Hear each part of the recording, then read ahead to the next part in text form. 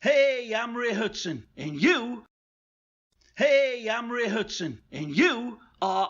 I don't know who you are, but you're listening to Blaugrana Graham. Don't be like them kids in the Blair Witch Project and go away, alright? Hello, everyone, and welcome to the Driven Shot live show. Together here with me is Sam Marsden. How you doing, Sam? Good afternoon, Omar. I'm doing good. Good enough, thanks. Like you say, besides the situation we're living in, I've had a bit of one of those days where everything goes wrong, But there's still time to put things right. Happy to hear that. Of course, now during these times, everything is so tough and so different. Living in this new normal. So I hope that you're doing well, and I hope that all of our wonderful viewers and people that are tuning in here are doing well as well. So, Sam, thank you for taking your time to join. It's obviously an episode we've been talking about doing for a long time, so nice to see it finally materialize. Yeah, I think it's been 3 years in the making. Yeah, it has, more or less. So today I was thinking we would touch on a few topics for our viewers here, just kind of to give them an overview of what's going to happen. So one thing I think would be good to focus on is, of course, logically, the recent fixture between Barcelona and Atléti. And then I'm thinking, looking at some of Ronald Koeman's, what he's done so far with Barcelona, because there have been good things and there have been, bad things. And obviously that's something to take into account as well. And then very interestingly enough, he decided to rest Lionel Messi and Frenkie de Jong. So that's something we'll touch on as this goes on. So Sam, first off, what did you make of the Atléti game? It was quite a fiery encounter, wasn't it? Yeah, I thought it was. I don't know. It's hard to sum it up because so much happened, and it was obviously the final outcome was affected by so many things which happened during the game. I think ultimately it was once again a sign of where Barca are at the moment, which is they're not the Barca that they were 3, 4, 5 years ago. They're a Barca which is evolving, and I think. I don't like to be too critical because we all knew that this season was going to be a tough season for them. These sorts of results were expected. They go away to Atlético, they lose 1-0. It's a bad result in the scheme of the season because they've already dropped points. It makes things even worse. Obviously, there are lots of problems. There are lots of things which need resolving. Neither the coach nor the players are absolved from complete blame, but they're in the situation they're in because of how the club has been managed for the last 5 years. So you have to bear that in mind when you're analysing the situation. And I think I was saying earlier to another colleague, that Barcelona were not great on Saturday, and obviously everything is conditioned after the Atlético goal. But in another scenario, it's not too far off a Barcelona performance that there's no mistake from Piqué and Ter Stegen, and then Messi scores a free kick at the end and they win 1-0, which is what has happened there in the past, and it's not too far away from that actually happening, bar the one mistake. That is true, and I mean I think. As we were, of course, commentating on the game here, it was a very strange thing to see Ter Stegen do, because usually he is more of a sweeper keeper than most, but at the same time, I don't think anyone expected him to go that far forward. And obviously, that's something where, is it the fact that the team was he too complacent, or was he just thinking he could run the risk and maybe get to the ball, because he has done it in the past. So obviously, that's something too. I think. Right now, this Barcelona, of course, is in a rebuild phase. Lionel Messi's future remains in the air as it's been for the past couple of months. Obviously, that's something that's got to at least affect the team, not just physically, because obviously when he's not mentally at his best and not enjoying being at the club and being, playing football the way he used to, obviously that's got to affect the team. But also it does take a mental toll on both him and the team, I think. So with that, I think maybe resting him, even though physically he might not be needing it as much, although obviously the international break just finished. Do you think that that him being rested by Cooman, because how I see it is I think it's more of a mental thing, that he wants him to maybe try and sort of slowly get back into enjoying football in Barcelona? Or do you think it's more so because he realized that maybe he should have rested him against Atléti after the international break? I think, no, obviously he was never going to rest against Atlético. You don't rest your best players against Atlético. I think this game comes at a good time to sit it out for Messi and De Jong. If you look, obviously on the back of the international break, Frenkie De Jong played 3 games. Messi played 2 games in South America, 2 tough World Cup qualifiers. Definitely. Only returned on Wednesday night, couldn't train on Thursday because you have to be penned in the test. So had 1 session and then straight into the Atletico game. So they're playing catch up really. So I think this Kiev game comes at a good time. I think as much as the mental break, I think the whole, it's one of the further trips they'll have this season, pending draws and latter rounds. He could do without the extra flights after the load to South America, and maybe that sort of mental load, like you say, is the important thing. In terms of minutes, I'm not so sure. I mean, we have to take into account that Messi's 33 now, but Messi has always said he plays better when he plays more regularly. So I don't think he necessarily needs resting as much as some people say. Although maybe he could use this week for more preparation, because it's been mentioned to me this week. The last few pre-seasons, Lionel Messi's not had a pre-season, whether it's been because of an injury or because of a major tournament or because of the coronavirus. He's never really had a sustained spell of training. It's been matches.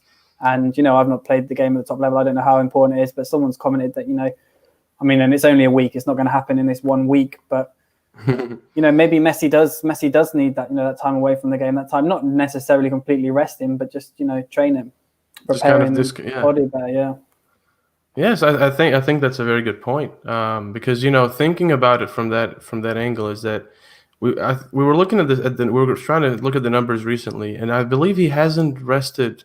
He's been starting every La Liga game and played 90 minutes for so many games. It's a ridiculous number consecutively without really getting a rest. So maybe the rest, just even if it's just 1 game, and Barcelona are topping the group, Juventus second with 3 points, 3 points away from Barcelona. So Barca do have some breathing room in that regard. And I think for him, maybe because it's a Champions League game, which obviously does come with its own prestige and its own sort of atmosphere and aura about it, maybe it is a good time to rest him now, because, of course, Osasuna, not the biggest of threats, or shouldn't be, to a team like Barcelona when you look at the names on paper. But I think maybe, as you said, maybe he did need that rest, especially now, having played as many games as he has. It's been, and he is 33, so I don't think his body will be able to sustain 90 minutes of high quality football every game for the rest of the season. Yeah, for sure. He doesn't. I mean, like you say, until that Real Betis game, if he'd have started that Real Betis game before the international break, that would have been 38 consecutive league games in a row starting. He obviously came off the bench in that one and then played 90 again against Atletico, and they're the only 45 minutes he's missed this season. So yeah, I mean, managing his minutes moving forward is going to be interesting, because, like I said before, he's someone who wants to play all the time, but at a certain stage in your career, you have to admit that that's not possible. I don't think we're at that stage with Messi yet, but I think, especially with this fixture load, with the squeezing in all the tournaments and all the international games, it's taking its toll on much younger, much fitter players. So you have to be wary of that, especially with a guy like Messi. But beyond that, something doesn't quite feel right with Messi at the moment. I don't know if you feel the same, but just when you watch him, his demeanor, his mental state, I think everything that's happened at the club, everything that happened in the summer, the whole renewal, Suarez leaving, I think even though he's able to a certain degree forget about that when you're on the pitch, because when you play football, you kind of free yourself from everything, you forget about your worries, but it certainly looks and feels like it's taken its toll on him. Definitely, I think it has. I mean, obviously one thing is, Luis Suarez, his friendship with him, they were very, very close. Of course, their families were very close. And that's definitely something that I think has taken a toll on him, just the fact that Suarez left. Not considering the fact that what happened with him in terms of whether he was leaving, whether he was staying, how things happened. And of course, not to mention that the entire board of directors recently resigned. You've gotten a temporary board filling in for the elections that will take place soon. The club is in a state right now where there's just so much going on. And considering what happened with him in the summer and the fact that Luis Suarez left, let alone for free, which in itself is quite strange considering how much he'd done for the club. I think definitely, as you said, I think that's definitely taken a toll, and maybe even just taking a match day off, maybe that's what he needs. The question just is, will he get back to the form that we used to seeing? I don't think it'll take one game of rest, but because for many people right now are saying that maybe his time is up at Barcelona. Maybe this is it. Maybe his chapter is ending, and he'll leave, and that's it. And the club will try to rebuild. But for me, I still think he has a role in this club, even for years to come. I don't know. Yeah, what do you think of that? Yeah, I certainly think that Lionel Messi still has a role to play. I don't have any doubts about that, even regardless of his age and contract situation. If I was the incoming president, I would be doing all I could to renew his contract and to keep him at the club. I think we're going to learn a lot more in the next sort of up until the new year now. The problem we've had, the season obviously started late. We've had 2 international breaks squeezed in. Barca have also had tough games, Real Madrid and Atlético they've already played. So they've now got a run of, I think it's 10 games maybe before Christmas, 7 in the league. As Ronald Koeman said before, yes. five of them are at home. They've got 3 Champions League games, which are not free hits, but they just sort of need 1 point, maybe 3 to 100% put their place in the next stage. So those games come with a little bit of the pressure off. So they're going to be together now. They've got a run of games. They're going to be training more regularly. There's no international breaks until March.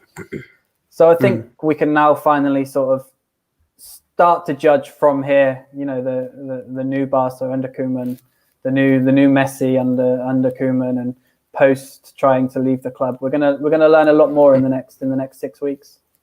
Definitely, and I think for many right now, the talking point is that Ronald Koeman has. For one thing is that his substitutions have seemed, for me, the substitutions of the subs that he's made have been the right substitutions to make, but they have come quite late in the game. And obviously the manager will always perceive the game differently because he knows his players more than, let's say, an avid watcher of that certain team would know him because he sees them at training, he sees them off the pitch and on the pitch. But the question is, do you think that's because he feels that it's less of a risk to play with the experienced players? Or is it simply the fact that he just doesn't think the youth players can fill in yet? Because we've seen a player like Pedri, who is more or less a regular right now in the first team. So it's kind of strange because on one hand, he is making the substitutions. He's introducing the young players. Francisco Trincao is playing. Pedri is playing. Ansu Fati, of course. Dembele is slowly getting back into the team. But then on the other hand of that, I think it's still too early to say Ronald Koeman is not the answer for Barcelona because he's taken over from a team that was shook mid-season after Ernesto Valverde left. Quique Setién took over in the middle of a season struck by a pandemic, which I believe was after, I think, a game or 2 into his tenure with Barcelona. The lockdown happened in Spain. Am I remembering that correctly? Setién. Yes. Well, no, it would have been Setién had 2 months, so he took over in January. His first game was obviously against Granada. I think he had 5, 6, or 7 games before the lockdown. Obviously, he had the Champions League game at Napoli, had the Clasico, Real Sociedad, Granada, a few Copa del Rey games. That's true. They were all before the lockdown. That's true, actually. I think it's because I'm remembering it as when Martin Braithwaite joined. He joined Barcelona, had, I think, 1 game, and then lockdown happened. It was something like that, at least. Yeah, so Braithwaite came on against Eibar, came on in the Clasico the week after, and then he started against Real Sociedad in the 1-0 win, and then that was the last game. That was the lockdown, yeah. So like overall, that season in itself just was very, very strange, and taking over a team that's just been through all of that, I think in itself is a huge task to take on for any manager.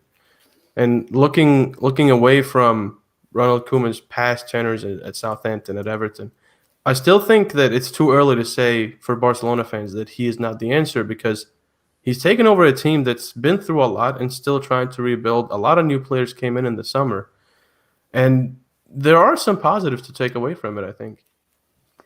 Yeah, it's really, really difficult to know how to assess. I mean, even when he was appointed, it was difficult to know how to assess the appointment of Koeman. Because like you say, if you ignore all the Southampton and how he got on at Everton and how those jobs ended, his work at Valencia, the thing with clubs like Barcelona and Real Madrid, and I said this when Koeman was appointed, not to back his appointment, but just to try and find reason with why maybe it could work, why the club had been so insistent in sort of the last, because obviously they wanted him before Setién, so why he'd been such a big target for them. And if you look at coaches that do well at Real Madrid and Barcelona historically, it's not necessarily people you would consider the best coaches in the world. So if Luis Enrique, when he came to Barcelona, he'd sort of semi-failed at Roma. He'd done okay at Celta Vigo. He hadn't done a great job. This wasn't them appointing, a Pep Guardiola or a Jurgen Klopp at their prime. The same with Guardiola. And if you see Zidane coming in at Real Madrid, he came from very little coaching background, just a year with Castilla, and was able to turn it around. So there is something to be said at Madrid and Barca for knowing the environment, as they say, and for being a past player and knowing how the club works. So I think Koeman has that in his favour. And I think in the press conferences and the fact he knows the club, we have seen a bravery which maybe Setien didn't have. We have seen him willing to make decisions, such as playing Pedri, which seems obvious because Pedri's done well, but he is young. He's a guy that just arrived from the second division, and from Las Koeman has given him a lot of chances. It's a brave decision. He stuck Dest straight in for the Clásico. So I think he's prepared. If the young players are good enough, he doesn't see a problem with age. We've seen that throughout his career. I think a lot is made of the 4-2-3-1 that he plays, but I'm not. I mean, obviously, I am big on systems, but in terms of giving them a number, I think if you watch football, if you watch games, teams are very rarely in a rigid position. I mean, often, the fullbacks are sort of up alongside the midfielders. A 4-2-3-1 is kind of a lie, really, if you see the actual shape. The only qualm I have had with him so far, I've quite liked the elements. They started the season quite well. Obviously, it was never going to be brilliant from the start. There were always going to be highs and lows, peaks and troughs, because this is a team bringing in young players, but still with the core of the old team in Alba, Piqué, Busquets when they're fit, with Messi. Definitely. But like you touched on before, I mean, the substitutions, whether they've been late or wrong, I mean, and Koeman obviously knows his squad better than us. He knows what he's doing. He's been a manager. He's been in the game longer than us. But I have had some qualms with his substitutions. I just feel like they're a little bit like you're playing FIFA or Football Manager, and you're like, when you're like 10, and it's just like, let's just chuck on all the attackers and get off the defenders. I just want to see a little bit. Maybe we've been spoiled with what we've seen in Barcelona and in recent years in football in general, with the stuff that Guardiola and Klopp and the way they've sort of changed the game, systems, formations, and just I look back at little things. I think there was even maybe like a big Real Madrid game when even just Ancelotti, like, they were losing. I can't remember if it was a game when they came back against Schalke or something, and they literally just changed the fullbacks. I think before they had, I can't remember who the fullbacks were on. I think they brought on Carvajal and Marcelo. I think it might have been Schalke, yeah. It just changed the game. It wasn't about changing getting on all your attackers and trying to score. It's just about finding those subtleties, those tactical tweaks that can change the game or break down a team. And I haven't seen that from Koeman yet in games, and that's obviously evidenced by the fact Barca have trailed in 5 games and they've not won any of those 5 games, and the 2 of them which they didn't lose were draws, were against Alaves, who were down to 10 men, and against Sevilla, who they equalised against pretty much immediately. So it wasn't really an effect of anything which Koeman did. That's the thing, and when I look back at, just to kind of have a line of comparison, when I look back at Quique Setien's time, as you were mentioning, he wasn't as, so to say, brave as Ronald Koeman was, or is being. But I think for Setien, his situation was a bit more delicate, because right now, Koeman knows that most likely, no matter what happens, he's not going to get dismissed, because the elections are taking place as soon as they are. So he can experiment a bit more, because he's the only person that they have right now. They can't really just dismiss him and get a new one, because then the new president might want someone else. Whereas Quique Setien, at least the way I saw it, just seemed a bit more scared, not because he was scared of the heavyweights in the locker room or scared of intimidated by the players, but more the fact that, at least the way I saw it, it seemed like he didn't want to make anything too drastic, because he knew that if he messed up anything, he's gonna go out. He's out the door, because there's someone else ready. Yeah, I don't think it's a jump for us to say that. I think in that interview in El País that Setien did with Del Bosque, he pretty much summed up the situation better than any of us can do. That he wasn't true to himself, that he didn't necessarily make the decisions which needed to be made. And I guess there were a couple of reasons. Some were partly to do with him not being brave enough to make those decisions, and I guess the other reason was the fact that he was still fighting for trophies last season, so he had to weigh up the long term aims at the time, because he wasn't thinking, I'm going to get sacked in the summer. He had to think about the current season more than perhaps next season, so it wasn't perhaps able to make as many drastic decisions as he would have liked for that reason. Yeah, I think that's a really good point. I'm just looking at some of the questions that we've gotten here, and I think it would be quite nice to take some of them. So Deep here asks, let's see. So this is an interesting point. So he says, everyone says Xavi needs experience, but does he really need one? He's managing the Qatar team, which is Al Sadd, for more than 2 years now. Pep only had 6 months of experience prior to him taking over, but he did well. Now the question is, I can see that point from an angle of Pep Guardiola didn't have a lot of experience, and look at him. But when you also look at Xavi, his experience is very different. And I think a lot of people that are calling and saying, we want Xavi to be Barcelona's next manager, get Cooman out, and back when Setien was appointed, were angry at Barcelona for appointing Setien because they wanted Xavi. I think a big reason for people wanting Xavi is the nostalgia, is the fact that he's such a loved and adored player and person and a club legend. But given that he does have some experience, do you think he could be a good choice if Koeman, let's say things didn't go too well for Koeman and Barcelona had to look elsewhere? Do you think he'd be a viable option, or is it too early? No, I don't think it's too early. I think it's like we touched on before. Is the managerial job at Barcelona is different to managerial jobs elsewhere, and Xavi has that knowledge of the club. He knows how the club wants to play. He knows the demands of the club. He knows the philosophy of the club. He knows the history. He knows the players. He's done well in Qatar as well. He's winning trophies. They've won more trophies since he was a coach than they won in the whole time he was there as a player. So he's obviously got some sort of credentials. I don't know how his team is playing in Al Sadd. I base it pretty much on reports that I read from other people, and it sounds like he's doing well as a coach there. It sounds like he's ticking all the boxes which you would want to see from a Barcelona side. So I think, I don't think there is another job for Xavi. I don't think you say Xavi has to go and prove himself somewhere else, because where does he go to prove himself before coming to Barcelona? I mean, obviously he's in Qatar at the moment, but I don't know what would the option be. Do they want him to go to a mid-table Spanish club? Do they want him to go to England? Do they want to go to do it in a smaller league somewhere?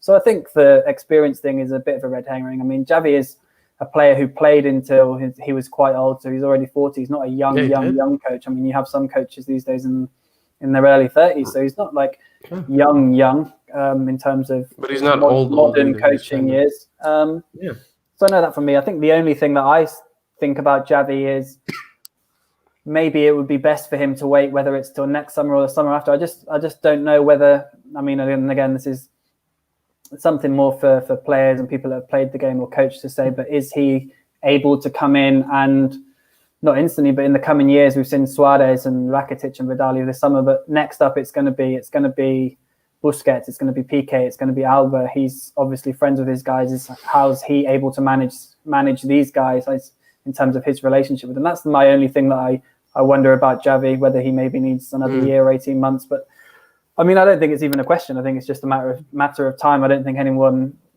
doesn't think Xavi will coach Barca. I think he will coach Barca. The question is whether it's in January next summer or the summer after. We will, before the 2022 World Cup, I'm sure Xavi will be the Barcelona manager.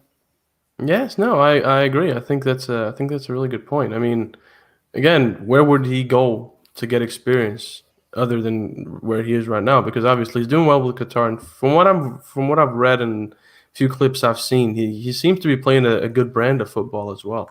So it's not like he's just getting the wins by luck. So it's obviously something to consider. I think, as you said, I think Xavi eventually will become Barcelona's manager. But I think that and that's also the thing I was curious about last year as well, when the stories came up, is that how would he manage players like that? If Messi was still on the team, how would he manage that?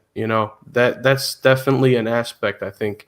And you'd hope that he'd be able to manage it properly and that they would have the same respect for him as a manager as they would for any other manager. But obviously a bond of friendship that they've had for as long as they had and been through as much as they were through together, it definitely raises some questions. But I think he will be up for the job. And I think whenever he does eventually take over, which I think will happen at some point, I think it will be the right choice. Obviously, if Guardiola is an option, that's a completely different question.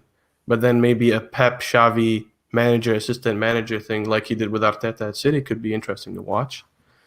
So definitely a lot of options. Speaking of Cooman, I'm just going through the questions here on the streams. And of course, if you are tuning in and if you're enjoying this, do drop us a like, follow me and Sam on social media, and stay in touch with us. Looking at some of the questions here, Converse Football asks, Why is Cooman playing a two-man midfield even though we're overrun? Why can't he play a three-man midfield? And I think it goes back to what we were talking about earlier with the 4-2-3-1 and the double pivot. I think, as you said, it's not a very rigid 4-2-3-1 that he plays, but because he prefers that formation and that style, it obviously makes it very difficult for players like Riqui Puig to come in or Carlos Alanya because they're not pivots by nature. They're more of a box-to-box or an attacking option depending on the circumstances. Do you think we'll see him play a three-man midfield eventually? Or do you think he's, obviously considering what's happened? I mean, based from everything that Koeman said, and he says things straight, he says things clear. It's not something he's considering. I mean, I can't speak for his whole managerial career, but obviously with the Netherlands, he was 4-2-3-1. He's been very clear that that's what he's going to stick with at Barcelona.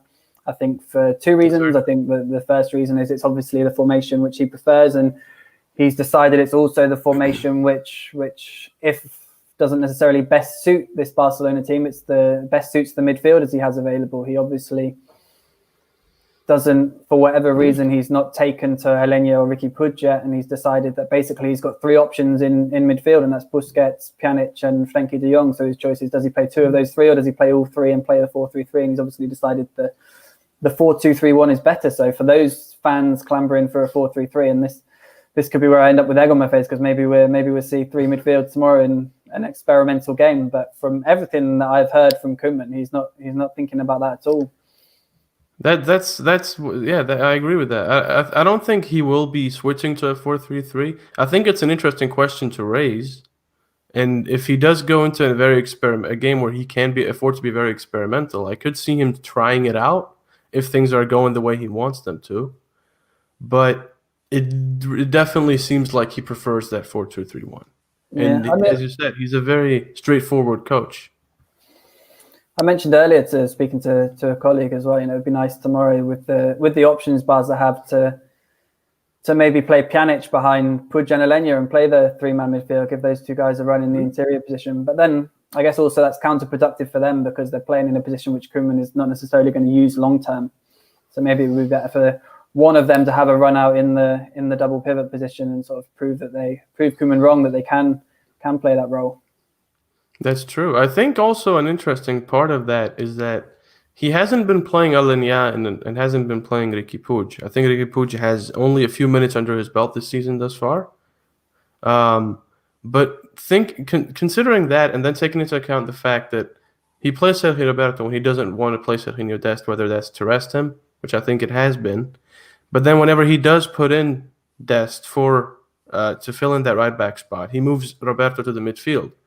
The way I see it, Alenya and Puig add a similar thing to the midfield that the same thing, not the exact same thing, but they are quite similar to Sergio Roberto in the way they play and the way they're quite energetic, dynamic, box-to-box midfielders if they need to be. So the question is it because Sergio Roberto slowly has become sort of a heavyweight at the club? And maybe that it's hard to not get rid of him, but hard to say, hey, listen, you have to be on the bench for this game for the youngsters to start. Yeah, Sergio Roberto's role has developed. We obviously see him now named one of the four club captains. My only question, and I know there's a lot of clamour from supporters who want to see more from Alenya and especially Puig as academy graduates, and because especially Riqui Puig, what he did at the end of last season, he was really good when he was given a chance. And he was under Kiki Setien. But the only thing, and I ask myself again, the coaches, and I mean, people will say the coaches know nothing. Obviously there are people against Valverde, Setien, Cooman. But is it a coincidence? And I'm sort of half playing devil's advocate. Is it a coincidence that we've now had three coaches that haven't really played Riqui Puig? I mean, Valverde and Setien gave him occasional chances. Cooman's not used him at all. And Alenya wasn't available under Setien because he was on loan at Betis, but that's now under Valverde and under Ronald Koeman that he's not been given many chances. And, if these guys were as good as we want them to be and as we think they can be, surely these coaches would be given them more minutes. I don't know. I'm just playing devil's advocate, like I say, because if it was up to me, I would definitely, especially Puig.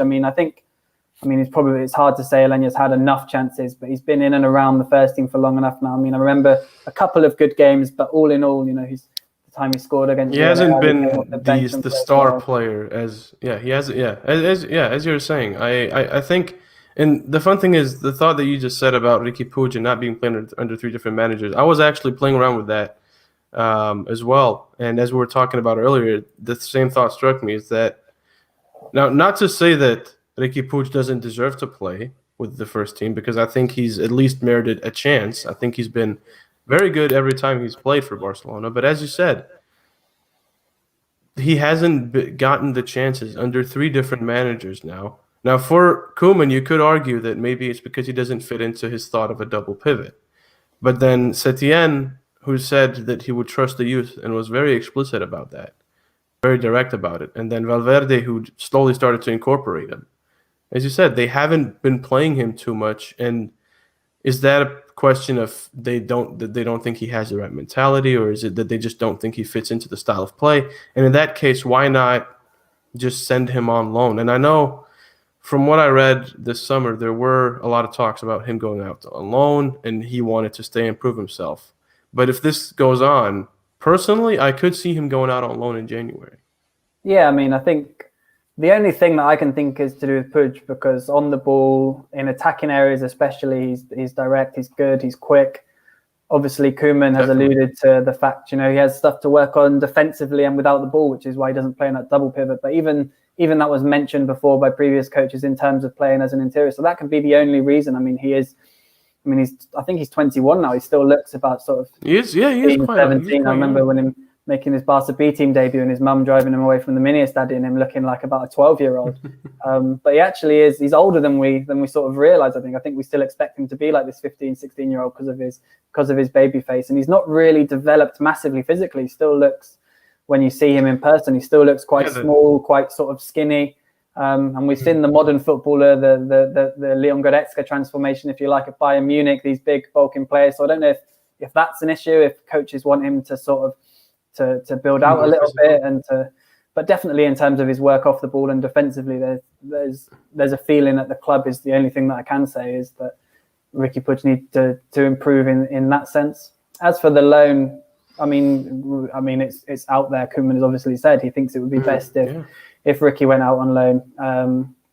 Each to their own, I guess. Ricky Puig is determined for that not to be the case. Carlos Alenia was the same for a while, and then we obviously saw him last season go to Betis in search of football, because he decided he did need those minutes. So we'll see what happens with Ricky Puig in January. I think it's really difficult to assess right now, because Barca obviously have this run of games. They've already been absolutely annihilated by injuries. So maybe we'll get to January, and even if he's not starting games, it may be difficult for Barca to let bodies leave if they're still short.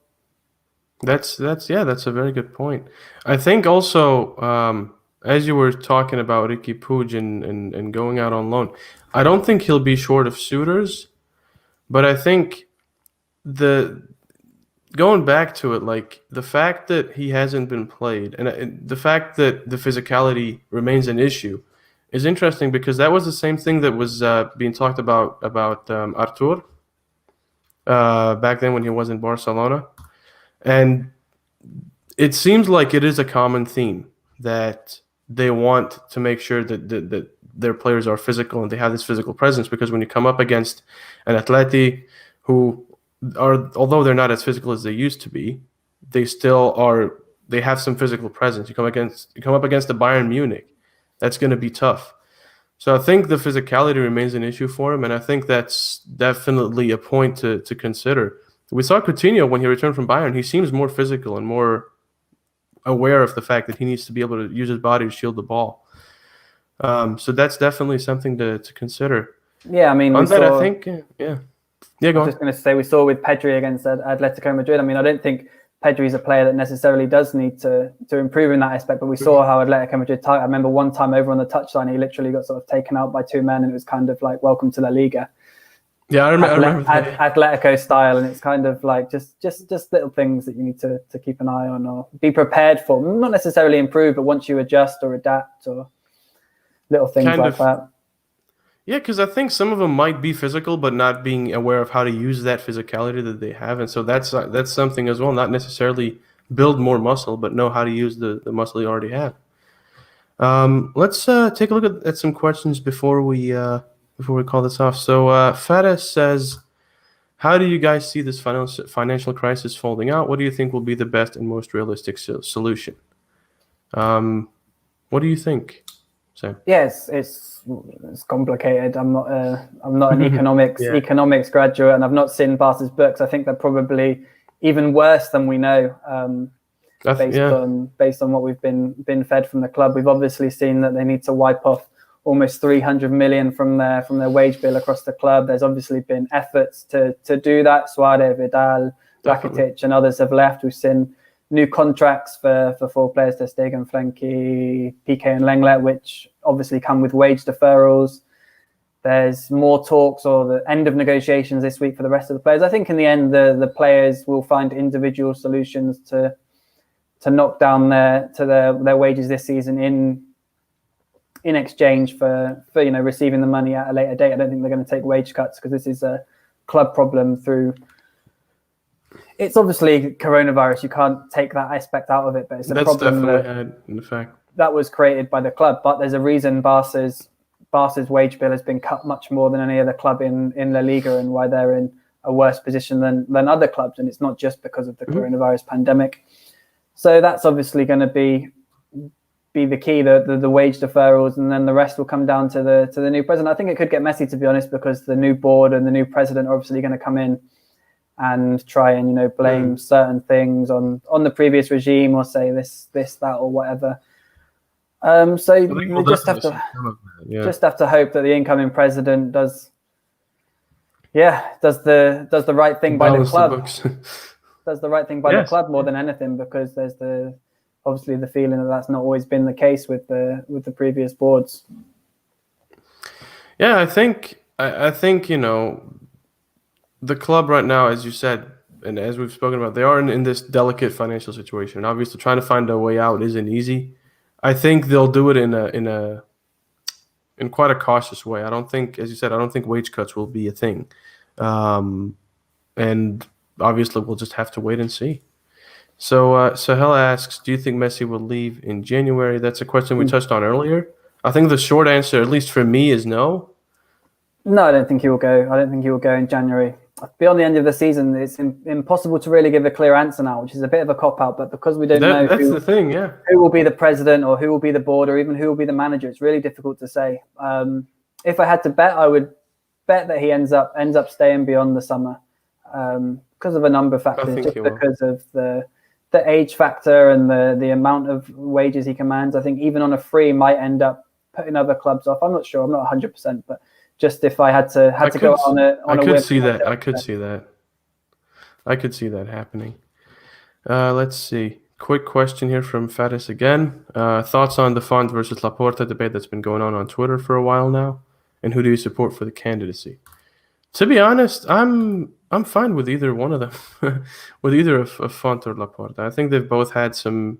They've both said the right things, and Laporta obviously shown that in some aspects of it, he is the man for Barcelona.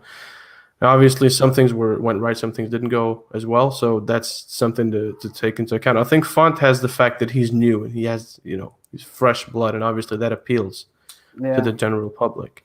Although let's just remember that Laporta's not officially standing yet. Maybe next Monday we'll have some news on that.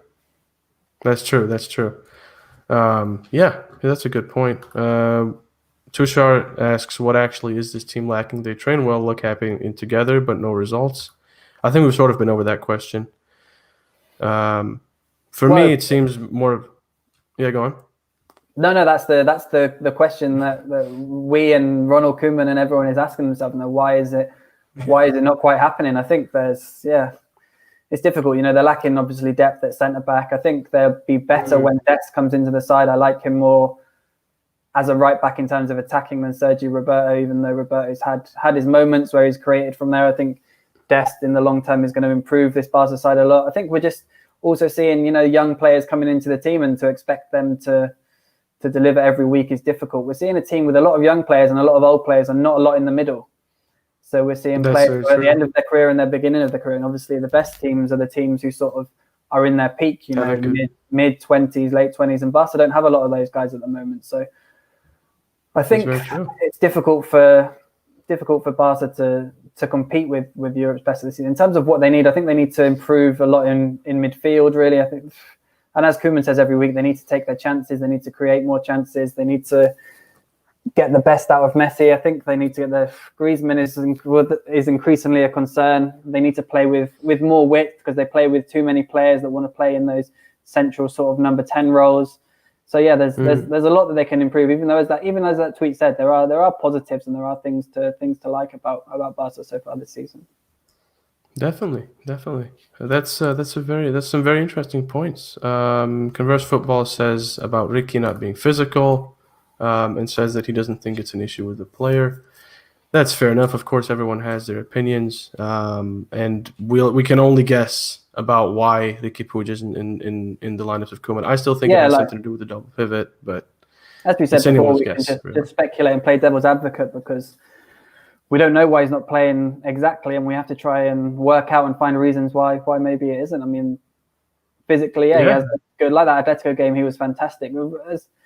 Maybe the physical point has been taken a little bit out of context. It was just more in terms of sort of the defensive side of the game as opposed to him getting knocked off the ball in attack or anything like that. Yes, it was more meant in the defensive side of the game because obviously you need your physicality in a different way there than as opposed to when you're going forward. On that note, I think that's it for now. Thank you all for tuning in. Of course, remember the Driven Shot live show airs every Monday at 4 p.m. Central European Time, so tune in. If you'd like some merchandise, use code STREAM10, that's STREAMTEN, on the Blog Anagram shop for 10% off your next purchase. And if you'd like some podcasts, check out the Blog Anagram Podcast Network. And on that note, thank you all for tuning in. And Sam, thank you very much for taking your time out. Hopefully, we'll see you on here again soon. Yeah, sure. Thanks for having me on, and thanks for all the questions. Hopefully, get through some more next time. You're very welcome, and I hope so too. All right, everyone, take care, stay safe, stay sane, and we'll see you next time. Roll the outro. My name is Phil Shane, and you've been listening to The Driven Shot, hosted by Omar Hawash and the Blaugranagram News Outlet. Thanks for tuning in, and we hope you have a wonderful day, and hopefully we'll see you again soon.